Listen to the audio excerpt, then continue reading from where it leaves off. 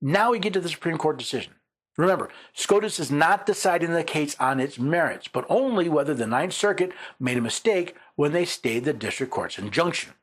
We grant the application and vacate the stay with respect to the parents because this aspect of the stay is not justified under the governing four-factor test. The court vacated the stay, but only in regards to the parents. Why? Well, because they claimed the technical issues with the Ninth Circuit decision.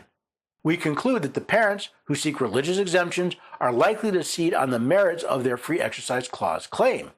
California policies likely trigger strict scrutiny under the provision because they substantially interfere with the right of parents to guide the religious development of their children. Now, as I've pointed out, this cannot violate the free exercise clause of the United States Constitution because Congress did not pass the law. While the law in question does violate the free exercise clause of the California Constitution, federal courts have no jurisdiction over such matters. The free exercise claim may violate the Equal Protection Clause of the 14th Amendment since it treats the religious rights of parents as secondary to the state's agenda. Now, keeping that in mind, consider the next part of the court's decision. The parents who assert a free exercise claim have sincere religious beliefs about sex and gender, and they feel a religious obligation to raise their children in accordance with those beliefs.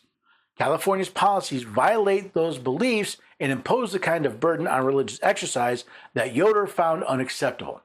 Indeed, the intrusion on parents' free exercise rights here, unconsented facilitation of a child's gender transition, is greater than the introduction of LGBTQ storybooks we considered sufficient to trigger strict scrutiny in Mahmoud.